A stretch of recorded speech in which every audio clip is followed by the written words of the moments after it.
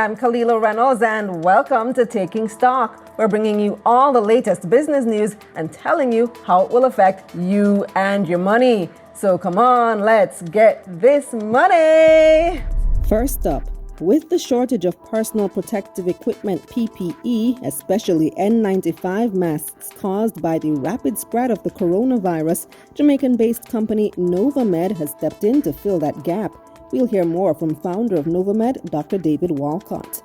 And later, the analysts weigh in on the latest market developments, a massive $120 billion blow to the budget due to COVID-19. What does this mean for the economy?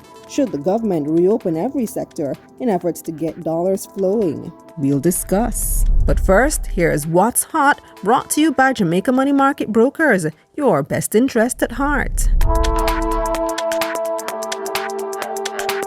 The International Monetary Fund, IMF, has granted Jamaica the maximum amount available under its rapid financing instrument, $520 million. The approval was given on Friday and comes 1 month after Finance Minister Dr. Nigel Clarke made the request. Dr. Clarke says the funds will boost the foreign exchange reserves and help Jamaica meet balance of payments challenges created by COVID-19.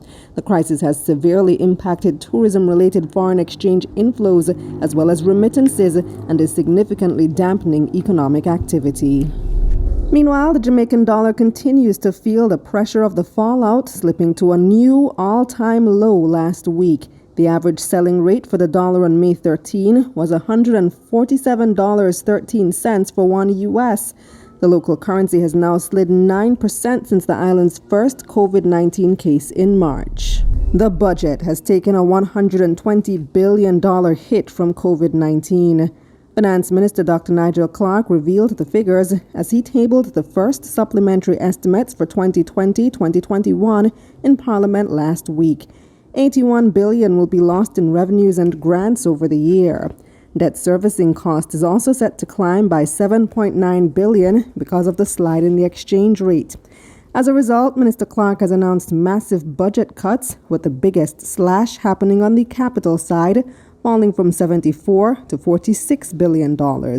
Recurrent expenses have slightly increased. The government now projects to spend $838 billion for the year, compared with the $853 billion originally budgeted. The government is projecting GDP to decline by 5.1% this fiscal year. Banks get to hold on to an extra $65 million US and 14 billion Jamaican dollars in cash.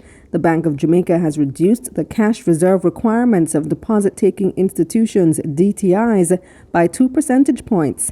The foreign currency cash reserve requirement has been reduced to 13%, and the domestic currency cash reserve requirement is down to 5%. The reserve requirements are the amount of money that DTIs are required to hold at the central bank against liabilities. BOJ says the adjustments are aimed at ensuring financial institutions have more cash on hand during this crisis. The reduction in the foreign currency cash reserve requirement will see approximately $65 million US going back to DTIs, while the reduction in the domestic currency cash reserve requirement will release $14 billion to DTIs. Meanwhile, financial institutions are now being allowed to pay out dividends to small shareholders for 2019 and 2020. BOJ says it now has no objection to shareholders owning less than 1% of a financial company to be paid dividends. Over 100,000 small and medium-sized shareholders will now be able to get their payments. The BOJ says payments to other shareholders will still be postponed until circumstances normalize. On April 24, the BOJ had announced the suspension of dividend payments by financial institutions. Now, with the country experiencing a flattening in the number of new COVID-19 cases, the government is giving churches and bars the green light to operate, but it's on a 2-week trial basis and under strict health protocols. Churches were given the all-clear to resume on May 16, and bars can begin opening their doors on May 19. There's also talk of the tourism sector reopening as early as this summer. Some remittance payments were moved to the National Stadium last week to ease the congestion at some remittance locations as thousands of Jamaicans, including many unbanked, turn up for payouts.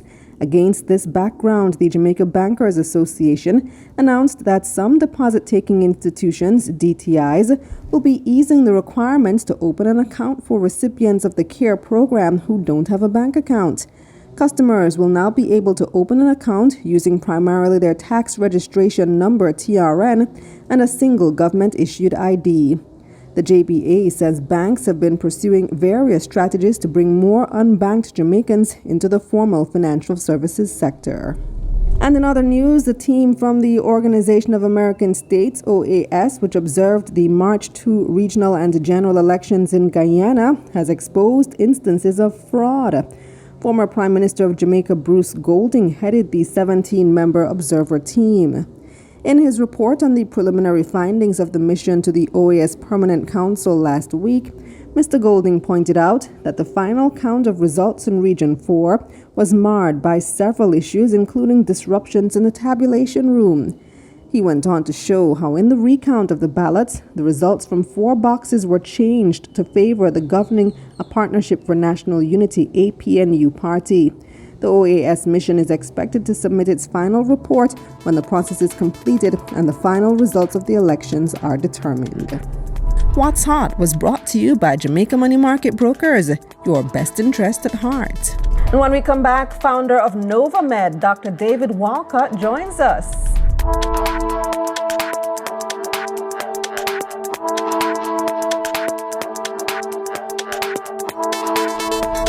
This segment of Taking Stock is brought to you by Bulwark Insurance Agent. Insurance made easy.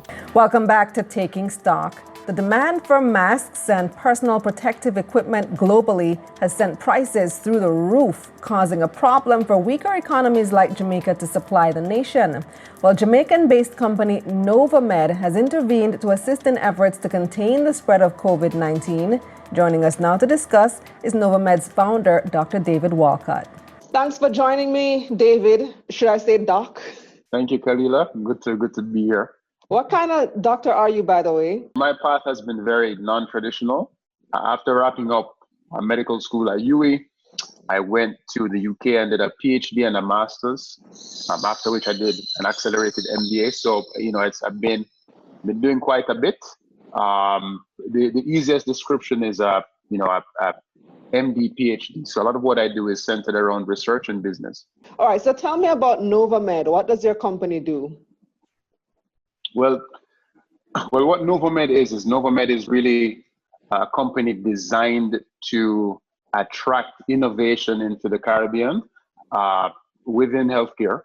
And so what we do is we really bridge the gap between the healthcare ecosystem of the Caribbean and world-class healthcare. And ultimately what that looks like is several business lines that seek to improve the quality of healthcare resources. So we have business operations in medical education, we have business operations in healthcare services, business operations in healthcare management consulting, and our last, I would say, business unit is creating a pipeline for masks to be accessible to the Caribbean at what I would say in a relatively hostile supply chain environment. How long have you guys been in operation? Yeah, well, overall, NovaMed was started within the last year. A few of the businesses that we now have on our portfolio were pre-existing. And so now what we've done is we've created a vehicle by which all of the business units that we run can access a certain level of world-class healthcare expertise.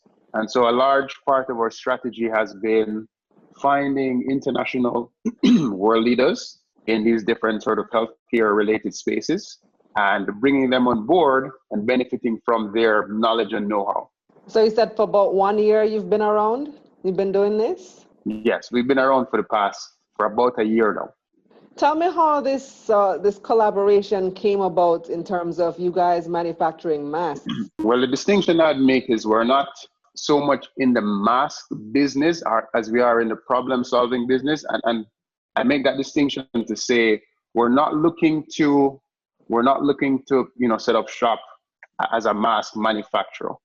How this conversation had begun is we had been we had been participating in the global COVID response fight by working with several multilateral organizations, World Economic Forum, WHO, etc.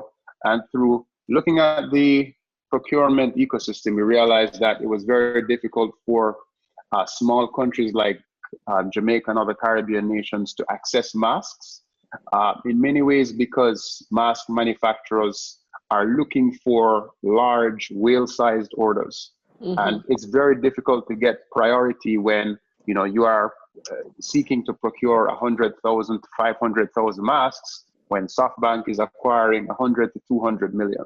And in addition to that, we realized that having secured orders, masks were being seized by governments, and the entire supply chain ecosystem was in disrepair. And so we knew that, one, we had connections to several factories in China, and two, we had a certain level of diplomatic access that would allow us to be able to navigate the hostile supply chain environment. And so we decided to assist several institutions, public and private, with their procurement operations.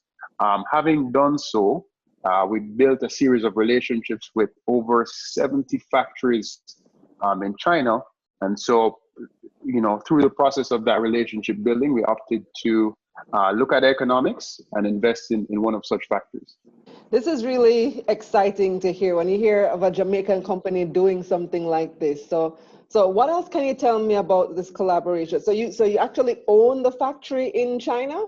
I wouldn't say we own the factory. We certainly don't own the factory exclusively, but we're a part owner in the factory. So we had to really understand the economics of mask manufacturing very quickly. Just kind of understand what the numbers look like behind the raw materials. The main raw material is something called melt-blown cloth, which is actually produced from crude oil. We had to understand the numbers behind the machinery and the personnel requirements, etc., which we did relatively quickly. It was a relatively quick feasibility study, and we opted to put our forces behind investing in building a relationship, as well as investing in the business unit, so that we have a greater level of control over being able to allow for Caribbean governments and Caribbean institutions overall to be able to procure the mass numbers that they're looking for. How involved of a process is it doing business in China? Like, do you have to know Chinese? Do you have to be hands-on and have relationships with the workforce, or somebody else manages that? What I'd say is it's always useful to speak a bit of the local language. And fortunately, at some point I picked up a little bit of Mandarin, which has been useful in just, navigating these conversations around what the operations look like. But it's not too difficult on our part because, the company we're partnered with, DHB Global, is an American-owned company in Hong Kong. And the CEO is someone with whom I have a long-standing relationship. And so, it wasn't very difficult to make an argument in English, of course, for a partnership to be made. All right. So tell me now about you said that this is not just for Jamaican government or Jamaican healthcare system, but other Caribbean countries that may be interested as well. Have you forged some of those partnerships as well already, or not yet? There are several entities we're working with around the Caribbean, and I'm not going to share their names for confidentiality purposes, but they're a mix of private institutions and governments, as well as government agencies, and we're helping them think through the process of procurement. Not necessarily purely, we're not packaging our value purely as you should come buy from us. A large part of our value proposition is having a certain level of understanding of what the market looks like. Because as I'm sure you've heard, there have been several instances of mask fraud, wherein companies and countries have received product that has been deemed as substandard. I hadn't heard that. Mask fraud. So there have been several incidences. So they're peddling stuff like saying it's N95 and it's not N95, for example? Absolutely. I didn't know that. There have been instances where countries have been unable to receive product after having made payments, and there have been a few instances where the suppliers have totally disappeared off the map. Oh. Right, and so we have really sought to disambiguate the space by identifying a series of stakeholders in which we have the utmost confidence in terms of their ability to manufacture, in terms of their ability to supply and navigate the supply chains, and in terms of their ability to provide a certain level of quality control of product. So all product is thoroughly inspected and packaged in a way that facilitates safe transit. And so we're very careful about preserving the quality of product that we seek to send out to any clients with whom we're engaged. What types of quantities are you looking at? How much are you able to produce and how quickly? All right, so again, I'll always caveat this by saying we're a part owner in the factory. So when I speak in these numbers, these aren't necessarily in reference to just us, but ultimately the factory can manufacture just about 1 million masks a day. Give or take 100,000. So in the course of a month, you could make anywhere between 25 to 30 million. Yeah. But I mean, as you can imagine, the input costs for raw material, etc., are pretty extravagant. And so what's important is to ensure that the output is matched to the input, rather, is matched to the expected output. And, how competitively are you able to produce these masks? Are you able to do it at a competitive price to others out there who are selling? Well, I mean, at some point when the level of competition rises, everyone sorts of, ends up at the same benchmark. We're really on par with most of our local other factories. Again, we have relationships with over 70 factories.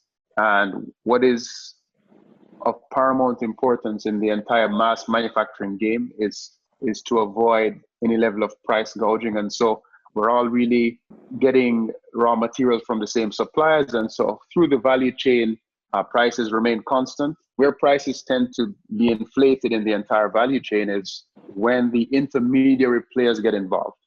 So you could have a mask that is produced at a unit cost of, let's say, $1, and through passing through a chain of several players, it ends up at $3, $4, $5. So what we're seeking to do is we're seeking to reduce the number of middlemen in the entire ecosystem, one, and two, we're seeking to ensure that Caribbean entities can procure masks at the quantities that are needed by their particular population requirements in a way that doesn't necessarily expose them to significant levels of mask prices. Mm-hmm. And what are those quantities that are in demand right now in this region? I mean, in this region, it varies. I would say anywhere from just about 50,000, and this is on a large scale level, to up to 1 million. It really depends. When you shift lenses and look towards Southeast Asia, I mean, we're seeing people place mask orders for 60, 70 million, 100 million, and of course, if you are a mask manufacturer, you're not going to sacrifice your 100 million order for an order for 500,000, which is why it's very challenging for Caribbean entities to get any level of prioritization, which naturally exposes us to high prices. Okay, so clearly you told me that you've been doing this for about a year now, which would predate COVID. So that means that you had another idea in mind when Novamed would have started production or started contemplating doing what you're doing now. What other products are you manufacturing? Or is the China part of the story new because of COVID? So let me just paint a picture of the grand sort of vision. Ultimately, what Novamed seeks to do is we seek to respond to the problems du jour in healthcare. right? So our ultimate goal is to bridge the gap between world-class healthcare resources and resources in the Caribbean. And what that looks like depends on the particular problem we're solving. So one problem we had been solving was medical education. One of the challenges we realized is that the level of medical education in the Caribbean has not necessarily been increasing on par with its world-class counterparts. And so we sought to find a way to allow for, I would say, world-class medical education resources to access the Caribbean, which we've done through a business. It's called First Step, wherein we have, educators, educational products from Harvard, Yale, the Mayo Clinic, Johns Hopkins, etc., being available to the Caribbean. So that's one sort of way in which we seek to bridge a gap between a local need and an international supply. And it's the same sort of parallel relationship we created with these masks. There was a local need, and we realized that we had a certain level of visibility and access into an international solution. And so that's really what NovaMed is designed around, finding and identifying healthcare problems in the Caribbean that could benefit from a certain level of international best practice and international insight. And then COVID-19 happened and you all saw an opportunity. Well, we saw an opportunity and we also saw a need. I mean, we have coordinated several mask transactions with zero financial benefit to us, because our primary responsibility as a group of individuals who have a certain level of access into global pockets of knowledge is to find ways to add value to the Caribbean ecosystem. And so we had actually facilitated several transactions before realizing, well, look, it's at some point, purpose has to be blended with profit. Yes. And so we decided to generate a business unit out of our operations. But I would say the most striking thing we had seen was the need, right? We saw a need for procurement equipment. We're seeing a need for several other services in the region as a response to COVID-19, and we're looking to see how best we can fill those needs based on our collective expertise. How advanced are you in discussions with the Jamaican government and others in being customers for your masks? The Jamaican government, has, I think, done a fantastic job in their COVID responses. We're in dialogue with them, helping them think through their procurement. I'm not going to share any, specific details as to where the conversations are, but what I can say is we're strong supporters of most of the Caribbean government's responses to COVID-19. They've all been, pretty responsible in their, walking that line between managing the healthcare burden and, managing the economic ramifications of COVID-19. And we've sought to nurture and preserve relationships with entities across the board. For Jamaica specifically, we found that the Minister of Health, Permanent Secretary, and the Prime Minister have all displayed a level of admirable and commendable responsibility in managing this crisis that is on par with the best we've seen internationally. And so we have to really salute them for their efforts. Before you go, David, you're in a unique position to offer a perspective on this discussion about reopening the economy, because you're a businessman and you're also a medical doctor. So you have both perspectives, business and health. So there's been this talk about whether and to what extent we should reopen the economy. They're talking about tourism opening back up. What are your thoughts on that? So I have many thoughts. It might be challenging to package them succinctly, but ultimately, the question comes down to what we're solving for, right? And what we're solving for right now is being able to reopen the economy in a safe and sustainable manner. And I think what we should really be mindful of is not just the short-term consequences of reopening, but the long-term consequences of reopening. Too soon, because in one hand, of course, we can reopen the economy and, we can allow for a greater level of transaction bandwidth, but that also brings its own risks to the healthcare system. And I think any sort of strategy wherein the economy is seeking to be reopened should consider move through a series of very carefully designed phases, wherein there's an extremely gradual titration of reopening. We've seen many countries do that, particularly in Europe and Asia. Two, there has to be a very good understanding of what tools could assist us with reopening the economy. And one of the main things we need to think about when considering economic activity is consumer confidence. Mm-hmm. And reopening the economy in the absence of confidence is not going to work. So ultimately, we need to find ways to leverage technological tools to re-inspire consumers to go out. And what we've seen in places, in the Far East, is using tech to be able to allow people to walk around with their immunity statuses, which gives consumers a greater level of confidence in not being exposed to COVID. So ultimately, I think that reopening the economy has to be one, gradual. We have to leverage technology, and we need to be able to respond very quickly if it appears as if our collective health status is compromised. Thank you so much, David, for joining me. All the best with NovaMed. Thank you very much, Kalila. You take care. Right. When we come back, I've got your market recap, and the analysts are standing by. This segment of Taking Stock was brought to you by Bulwark Insurance Agency. Insurance made easy.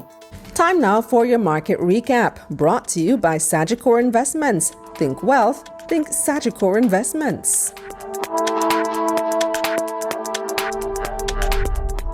The Jamaica Stock Exchange inched forward last week with the combined index gaining less than 1%. 99 stocks traded across both the main and junior markets of the JSE for the week ending Friday, May 15, 2020. 45 advanced, 45 declined, and 9 traded firm. Nearly 94 million shares changed hands on the Jamaican dollar market, totaling $590 million. TRANSJAMAICAN Highway traded the most, with nearly 34 million shares changing hands. The stock traded firm last week, remaining at $1.39. Wigton Wind Farm ordinary shares traded the second highest, with people buying and selling 8 million shares in the company. The stock gained 1 cent to close last week at 70 cents. And Mailpack Group rounded out the volume leaders, with people buying and selling 8 million shares in the company. Mailpack gained 17 cents to close at $1.83. Turning to the top advancers now, Iron Rock Insurance jumped 25% to close the week at $2.70. 138 Student Living Jamaica follows, with its share price jumping nearly 23%. The stock closed last week at $7.97. Rounding out the top advancers, SSL Venture Capital Jamaica gained 15 cents to open this week at 90 cents. On the losing side now, after weeks of stellar gains as high as 200%, Key Insurance Company saw a 21% decline last week to close at $7.70. Mayberry Jamaican Equities also took a hit, down 21% to close at $7.86. And JMMB Group 7.25% VR JMD CR preference shares also fell 20% to $1.20. Market recap was brought to you by Sagicor Investments. Think wealth, think Sagicor Investments. This segment of Taking Stock, The Analysts, is brought to you by Ideal Portfolio Services. Welcome back to Taking Stock. I've got a team of analysts to examine the week in business. We're joined by Senior Wealth Advisor at Ideal Portfolio Services, Orick Angus, Research Analyst at NCB Capital Markets, Romario Sterling, and Young Investor at the University of the West Indies, David Rose. Welcome back to Taking Stock, gentlemen. Always a pleasure to have you all on. Let's start with the economy, because this is the big ticket issue for this week.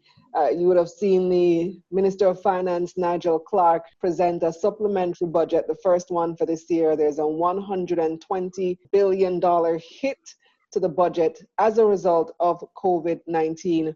Orick, let's start with you. What are your thoughts? To me, in my opinion, it's a where are we now budget. Obviously, tax revenues are down.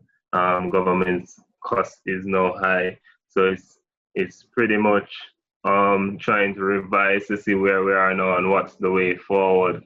It's going to be hard to reboot the economy, in my opinion, as we struggle to find different revenue streams. Like I say, it's where we are now budget, and as long as this pandemic continues to linger, then it's going to get worse. It will likely get worse as unemployment rise, government taxes will reduce, and as time progresses, hopefully we will be in a better position whenever the next revised budget comes up to put in place contingency plan to see how creative we can be in rebooting the economy from that perspective. Mm-hmm. Yeah. And David, they said the economy is projected to shrink by about 5%. I know you're not an economist, but that to me sounds actually optimistic. It doesn't sound, I feel like it's going to shrink by more than that. What do you think? Well, that's probably a conservative estimate, considering that they're just using preliminary figures and making different data models to see what can be the potential future within the next few months and at best over the next financial year. So right now, as you can know, Andrew Willis was on CNN discussing how they're getting ready to restart tourism, which is a big ticket item in terms of not just revenue to the country, but foreign exchange. So right now, that conservative 5% reduction, that is still a fairly safe estimate because we're still in unknown territories right now, because we are still not sure as it relates to when our borders will truly open, because I realize that the CARICOM leaders said they want to try and interregional travel right now, but our main partners in the US and UK are still trying to control their situation. And even up in the US and UK, the unemployment numbers are still significantly high. So even though we've seen indirect indications that persons are optimistic to go on cruises again and travel, it is still right now in unknown territory. So even with the current situation in regards to real estate, where risk is shifting, you highlighted earlier this week where many persons are choosing now to go remote. So we are still waiting to see what's going to happen in the next couple of months. Romario, the dollar has now gone to 147. It's down 9% since March 10 when we had our first case of COVID-19. I don't even know what to ask about that. It just seems like, whoa, we're just sliding and sliding. Do you think that there should be some type of intervention? I don't necessarily think right now is the right time for them to intervene, the central bank that is. I mean, the depreciation is anticipated. The fact that, the tourism industry is at a standstill. Right. And sources of foreign exchange, remittances would have slowed down, given what's happening in our major diasporic communities. For them to intervene, it would be kind of, given the fact that, right now is a very delicate time where you need your reserves. They did some intervention, so I think probably like a couple weeks ago, but it's like they're caught between a rock and a hard place. I don't think they should intervene at the moment. It'd be risky. Risky how so? How would it be risky? Because right now, foreign exchange receipts has slowed down significantly, right? But that's what the reserves are there for times like these, isn't it? Yes, but there are other, it could get worse. And then remember, we are approaching the hurricane season as well. So consistently drawing down on the reserves could, worsen our external position. We are in a good position now, but it could affect our external position if the effects of this pandemic should be protracted, and if it is that this hurricane season is way more severe than what we anticipate. And speaking of hurricane season, I heard that there is the first storm off the coast of the U.S. that they're not sure as of the time that we're recording this if it's going to develop further and become the first named storm. I think it's supposed to be called Arthur, something like that, something with an A, as you normally know. But please spare us, Mother Nature, please spare us. Yeah. Let's talk about the market a bit. Orick, have you been following some of the latest results? I say Mailpack posted some impressive results. Yeah, Mailpack was very impressive. I think it's a good look for the company. 33% in revenues, 71% in profits. Those are some good numbers. To top that off, they're controlling costs, selling and administrative expenses are low. And to sweeten that deal, the company has a lot of cash. So I think it's around 195 million in cash. I think all in all, it's a very impressive performance from the company, and I'm very bullish on that pick. I think the performance should continue on that trend for some good time, seeing that consumer behaviors are adjusting to more online services as people continue to practice social distancing. So that's one of my top 5, to be honest. I'll definitely continue to look into Mailpack. Romario, which ones have you been eyeing lately? Well, 2 companies that caught my attention this week was Grace Kennedy and T-Tech. Grace Kennedy actually reported over 40% increase in net profit. Traditionally, Grace Kennedy, their net profit growth hasn't been as impressive in the past. So to see this level of growth is kind of interesting.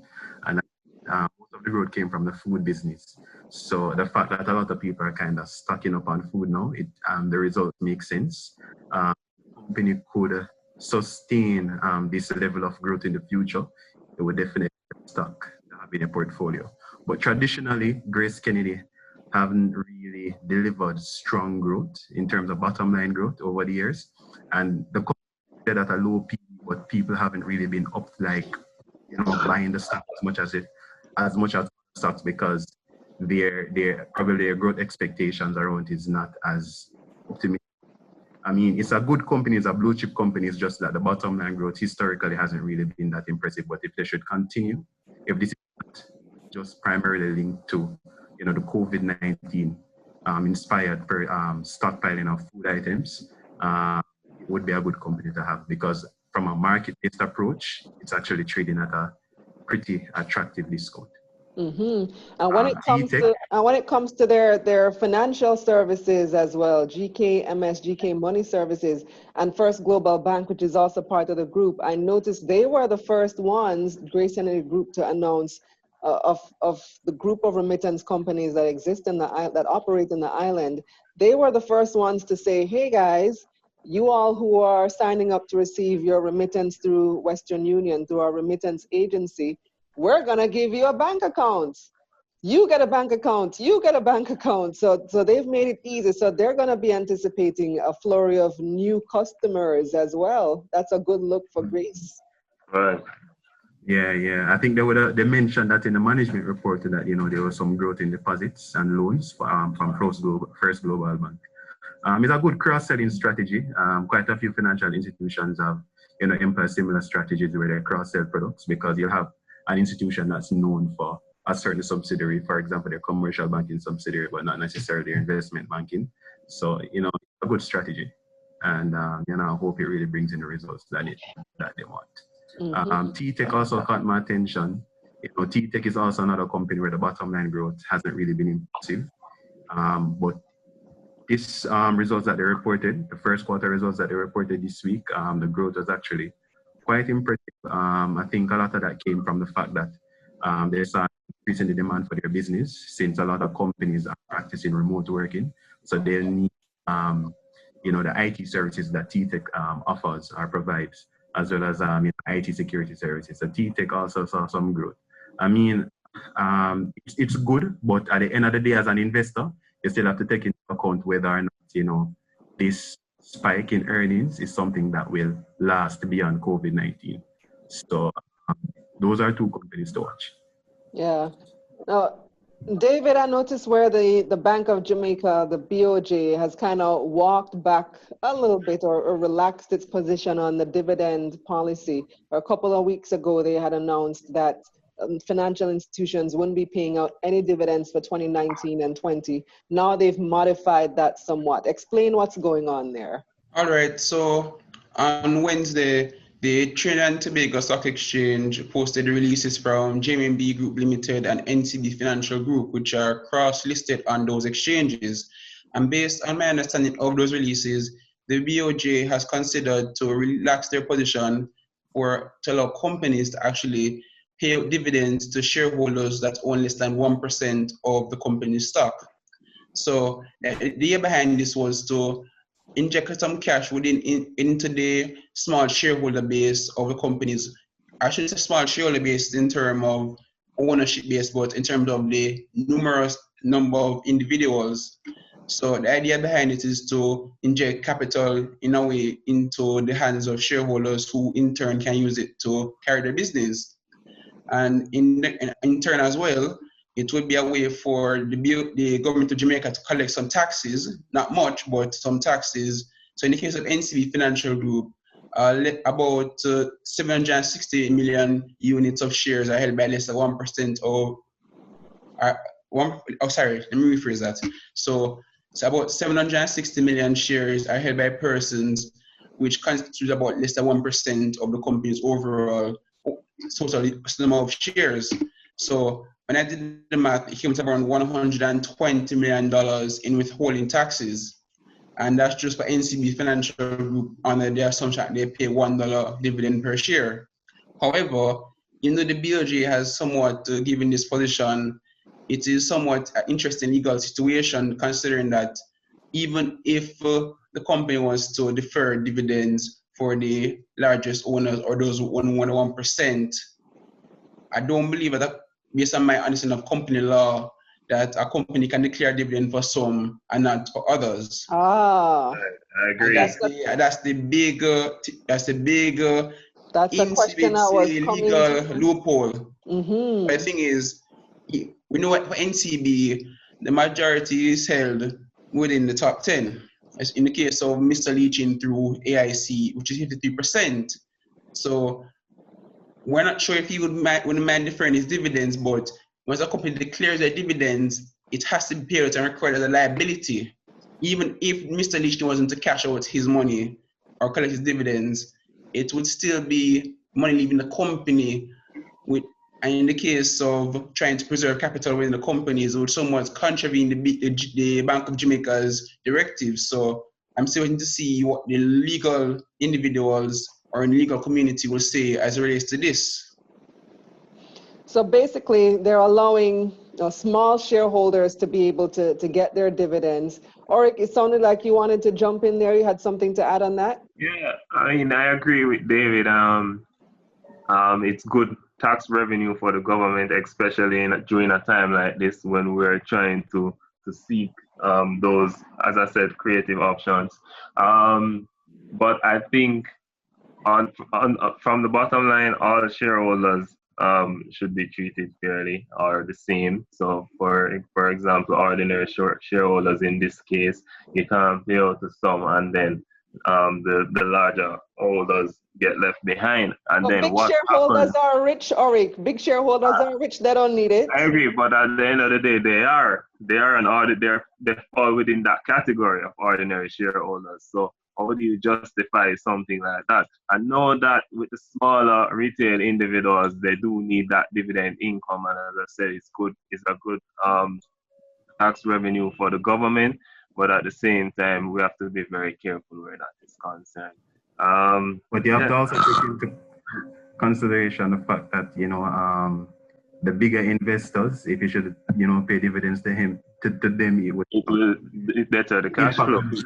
Yeah, the cash flow would be more. There would be more demand for cash flow, and it would have a more negative impact on financial institutions. I agree. So that's a standpoint that that's the major problem right now. That's the major problem, the legal situation, because pari passu basically means everybody should be the same, which Orick highlighted. So right now, just to wait and see what JMB and other companies give their position as it relates to the situation. And then it also begs the question if these payments will be paid over at a later date, So nothing about that was mentioned. Well, they did say that the dividends were suspended, not cancelled. So that would imply that it would be paid over at a later date, no? I understand. Fair enough. That's good argument. All right, guys. So we're almost out of time, but there's something that Romario had wanted to come back to, and that was an issue about debt to GDP, because we were projected to fall to 80-something% this 60% year. by 2025. But this year we're projected to fall to 2021, we're projected to fall to 80-something%, I think 87%. And that's now been revised upward to 98%. You wanted to add something on that before we go, Romario? I mean, I just wanted to add the point, it's kind of unfortunate given that, we were on the right path to debt reduction, but then came this pandemic, kind of took us off course. He also said that, a lot of the cash that was supposed to go towards debt servicing would have to go towards COVID-related expenditure. So that's also the reason why, why our debt to GDP is going up, as well as the fact that the depreciation of our currency. So the depreciation of the Jamaican currency would have also contributed to, debt servicing becoming a little bit more difficult. Yeah, this has set us back 2 years now. It set our targets back 2 years, and now they're saying that we're not going to hit that 60% by 2025, 26, rather until 27, 28. But the good thing is that international understanding of it, because when you look at the reports done by like the credit rating agencies and even the external brokers, the fact that prior to this Jamaica was doing well, and that given our success of implementing the IMF program and meeting our targets, we shouldn't have any issue in multilateral support. If we should fall on harder times. And I think that our economy is likely to be more resilient than a lot of economies in the Caribbean. All right. Thanks for your input as usual, guys. All the best. Thank you. Thanks again, Kalila. And let's pray no hurricanes this year. Or any natural disasters. Nothing else for this year. Nothing. We can't manage, man. Let's take our final break. This segment of Taking Stock, The Analysts, was brought to you by Ideal Portfolio Services.